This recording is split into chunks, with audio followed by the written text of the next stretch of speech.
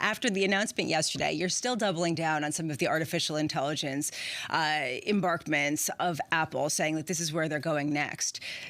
A lot of other people didn't necessarily take that away from the conference. What gives you confidence that that's kind of the next phase of their explosion in valuation and growth? And I think that's typical, right? I mean, for Apple for many years, I mean, for the last decade, there's many people I know, they've sort of fought it because they'll go to a conference, they'll just see a leaf.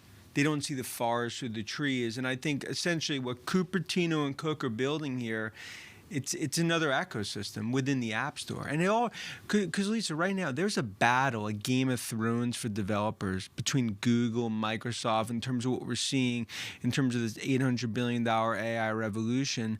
Apple understands that. That's why they have the golden install base and they have the developers. This is the first step on a broader strategy, really to build another moat for developers and consumers. So, Dan, it's obviously you've the big five, big seven, however many stocks you want to target, who have really capitalized on this last number of months of AI momentum. Who among sort of the second tier of maybe those companies that haven't yet fully realized the potential do you see as being most attractive first? And then the second question is, what industries in specific do you think are likely to benefit over the next year or two? Yeah, a great question, because I think right now, okay, the first derivative, the New York City cab driver was Microsoft, NVIDIA. But so now it's like who the second, third derivatives. I think ultimately Salesforce is going to be a big derivative that no one's talking about.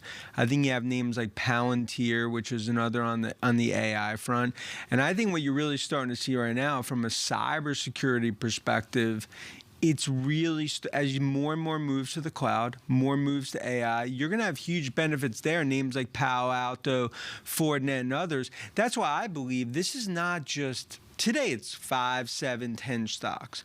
When we look out over the next 1, 2, 3 years, I think this is really what I view as like a 1995 moment, an iPhone moment, relative to where we see it over the coming years. Obviously, macro aware in terms of what we're seeing in that. But I could tell you from talking to developers, enterprises, what we see in spending, I continue to view as a green light for overall tech stocks.